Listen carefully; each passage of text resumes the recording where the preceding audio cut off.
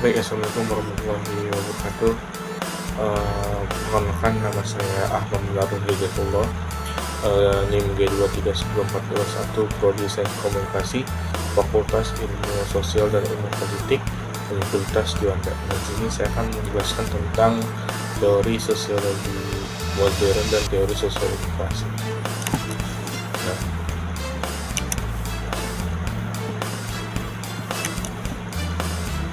Apa sih itu teori sosiologi klasik dan kenapa tiba-tiba ada teori sosiologi modern?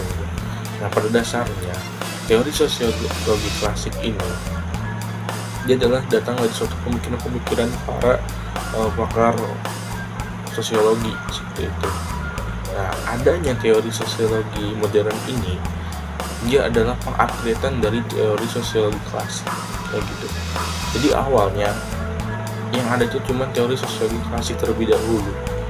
Dia adalah pemikiran awal dari para pakar sosiologi kayak Karl Marx, Emil Durkheim dan lain-lain kayak gitu.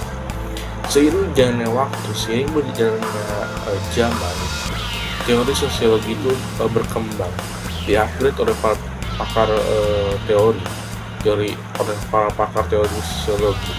Di situ diupgrade menjadi dari teori sosiologi klasik ke teori sosiologi modern, gitu, mengikuti perkembangan zaman yang ada seperti itu. Nah, di sini saya akan menjelaskan teori sosiologi klasik terlebih dahulu. Karena kenapa? Dasarnya adalah teori sosiologi klasik sebelum adanya teori sosiologi modern. Saya mengambil dari salah satu tokoh, yaitu Karl Marx, di mana Karl Marx berkata, Karl Marx adalah suatu tokoh sentral dalam teori sosiologi klasik yang memberikan kontribusi signifikan terhadap pemahaman tentang struktur sosial dan dinamika masyarakat. Beberapa aspek kunci dari teori sosiologi klasik termasuk pertama adalah metrisme historis, konflik kelas, aliensi, dan revolutis proletar. Nah, ada 4 sosiologi klasik teorinya menurut Karl Marx. Nah, yang pertama adalah materialisme historis, di mana materialisme historis ini merupakan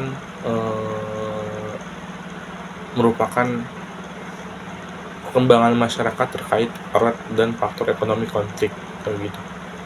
Konflik antar kelas sosial yang berbeda, khususnya antar pemilik modal atau kaum berjuis dan pekerja atau kaum proletar. Nah, merupakan pusat dari perubahan sosial, di mana si kaum borjuis ini ingin mendapatkan hasil yang banyak tanpa dia capek gitu. Sedangkan si kaum proletar ini atau kaum pekerja, dia merelakan segalanya, waktu, tenaga untuk si kaum borjuis, tapi penikmatnya adalah si kaum borjuis seperti itu, teman-teman semua. Nah, yang kedua adalah struktur kekuasaan dan konflik. Menurut Karl Marx, menggambarkan masyarakat sebagai area konflik antara kelompok-kelompok yang memiliki kepentingan yang bertentangan dalam masyarakat kapitalis. Dia menyoroti konflik antara borjuis atau pemilik modal dan montor produksi dan proletar atau pekerja yang dipekerjakan dan dieksploitasi oleh mereka, teman-teman semua. Yang tadi saya jelaskan, si pemilik modal ini hanya mengontrol produksi saja tanpa adanya ikut campur dalam pembuatannya sekaligus gitu. Di pembuatannya itu oleh kaum proletar atau pekerja. Nah, si kaum pekerja ini dieksploitasi oleh si kaum borjuis terus menerus. Dia itu dipaksa untuk bekerja dan hasilnya dinikmati oleh si pemilik modal tersebut, dan hasilnya tidak ada kesamarataan di situ. Dan itu pun ketika dibayar tidak sesuai dengan yang mereka keluarkan atau yang kaum proletar keluarkan kayak gitu, tenaga, waktu, dan lain-lain. Yang ketiga adalah alienasi. Nah, Marx memperkenalkan konsep alienasi ini di mana pekerja kehilangan kontrol atas hasil kerjanya dan kehilangan rasa kepemilikan atas proses produksi, sehingga merasa tersaingi dari diri mereka sendiri, produk kerja mereka, dan komunitas mereka sendiri. Nah, yang keempat yaitu revolusi proletar. Nah, si Karl Marx memprediksi bahwa kesenjangan ekonomi yang semakin dalam masyarakat kapitalis akan memunculkan kesadaran kelas di kalangan proletariat. Nah, dia meyakini bahwa ini akan memicu revolusi yang mengarahkan pada penggulingan sistem kapitalis dan munculnya masyarakat yang lebih setara secara ekonomi, yaitu masyarakat komunis gitu. Jadi kaum proletariat ini ingin si kaum borjuis ini membagi sama rata. Jadi ketika si kaum proletariat ini bergini, ini milikmu dan ini milikku juga kayak gitu. Jadi sama rata di situ, nggak ada keseimbangan, nggak ada kaum borjuis itu paling nikmat, terus kaum proletariat capeknya saja kayak gitu. Tapi di situ si kaum proletariat ini mendobrak untuk disamaratakan kayak gitu. Teori-teori ini mencerminkan pandangan Marx tentang struktur sosial, konflik, eksploitasi, dan perubahan sosial dalam masyarakat. Nah, jika tadi kita menjelaskan tentang teori sosiologi klasik, sekarang kita masuk ke teori sosiologi modern menurut Karl Marx. Sosiologi modern terinspirasi secara signifikan oleh pemikiran Karl Marx. Meskipun Karl Marx adalah tokoh sosiologi klasik, pandangan dan kontribusi terhadap sosiologi masih relevan dalam konteks modern. Beberapa elemen teori sosiologi modern yang dipengaruhi oleh Karl Marx antara lain adalah yang pertama ada analisis konflik sosial, struktural kekuasaan, kritik terhadap kapitalisme. Di mana ada 3 teori sosiologi modern menurut Karl Marx konsepnya. Yang pertama ada analisis konflik sosial. Teori konflik sosial Karl Marx yang menyorotkan pertentangan antara kelas sosial yang berbeda masih relevan dalam pemahaman tentang ketidaksetaraan dan konflik di masyarakat modern. Seperti itu. Konflik ini dapat muncul dalam berbagai bentuk, seperti konflik antar pemilik modal dan pekerja, antara kelompok-kelompok dan kepentingan yang berbeda. Kadang ketika kelompok-kelompok yang berbeda ini, mereka kan tujuannya beda gitu. Kadang beda pemahaman gitu. Beda pemahaman antara kelompok-kelompok itu tersebut. Jadi, makanya Karl Marx sudah memprediksi analisis konflik yang akan terjadi di masa depan. Seperti itu. Kedua, struktur kekuasaan.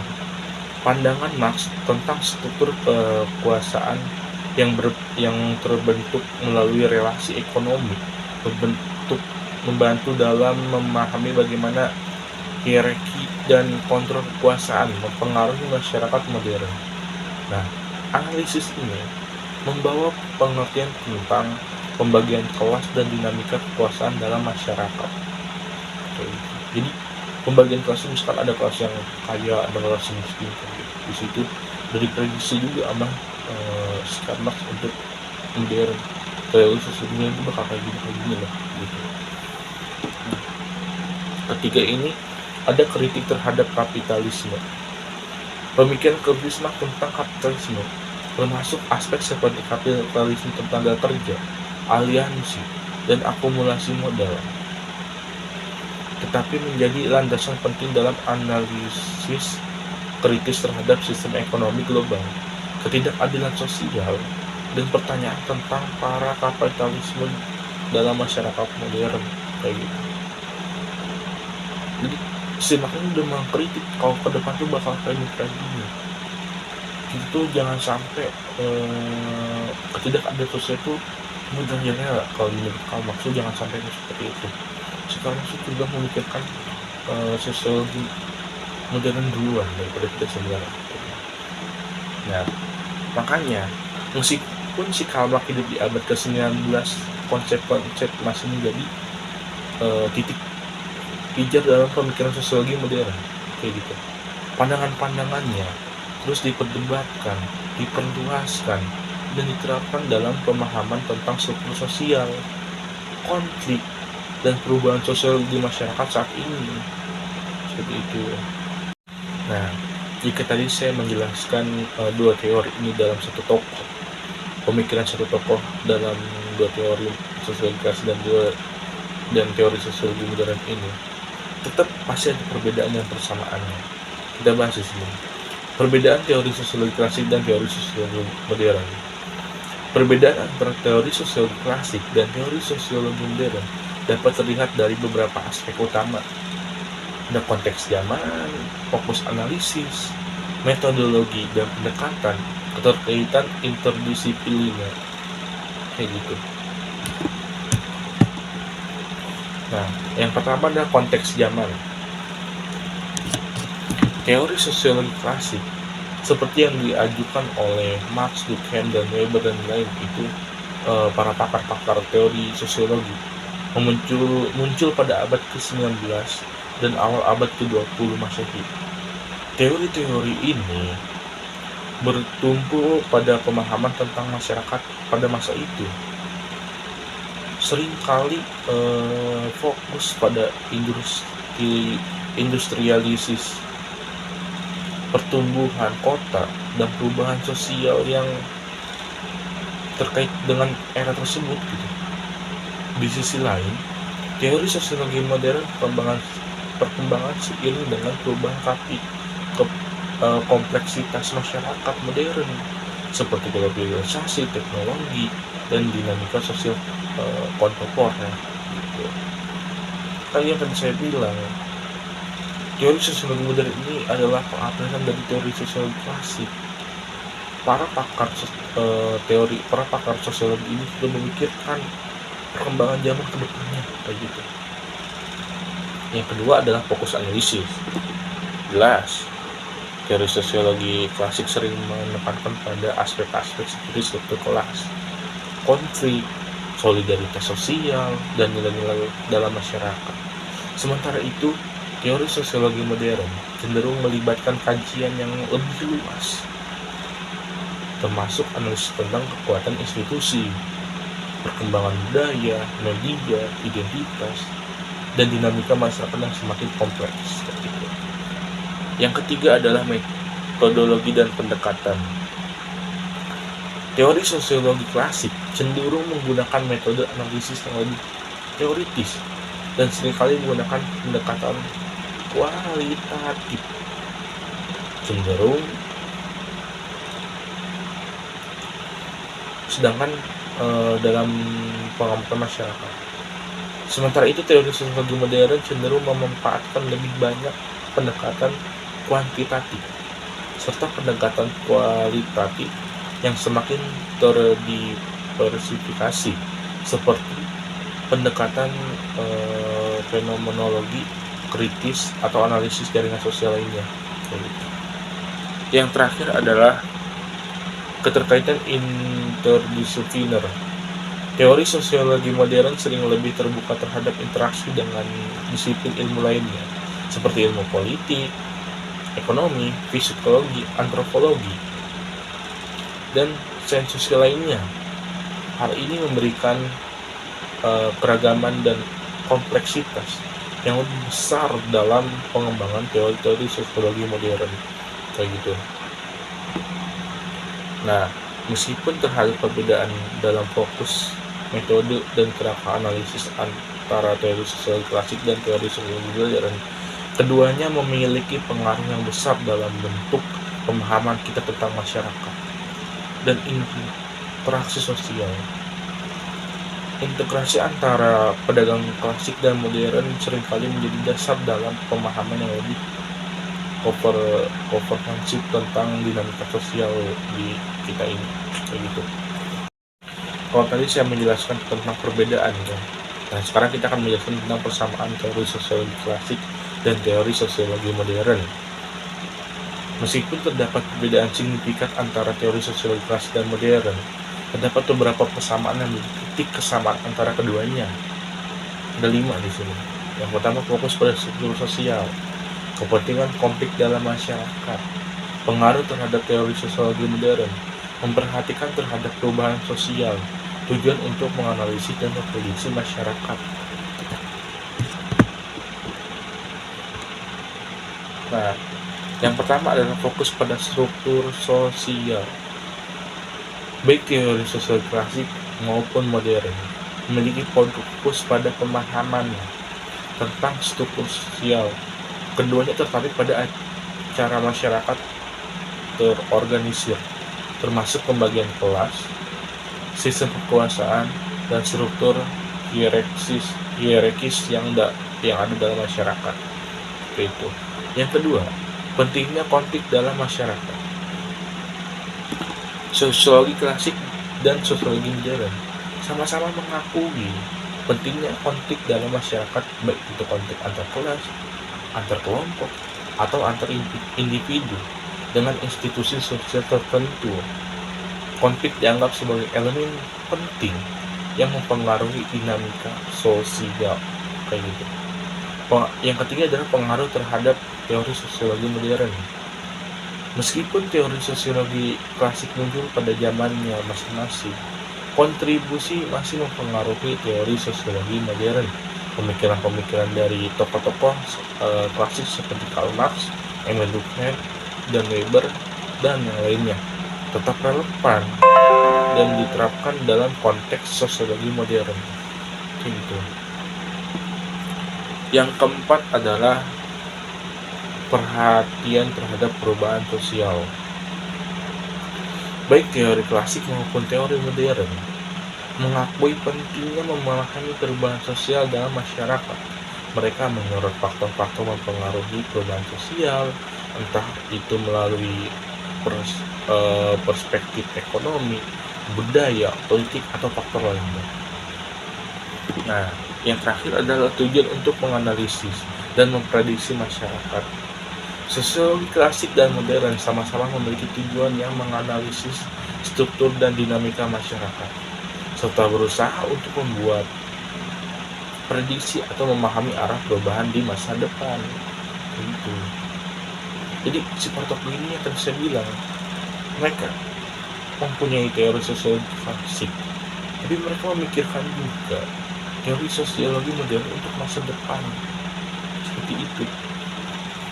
Meskipun ada perbedaan dalam pendekatan, kerangka waktu, dan fokus, persamaan ini menunjukkan bahwa sosiologi modern masih terkait erat dengan warisan dan kontribusi teori-teori sosiologi klasik dan membentuk pemahaman tentang masyarakat.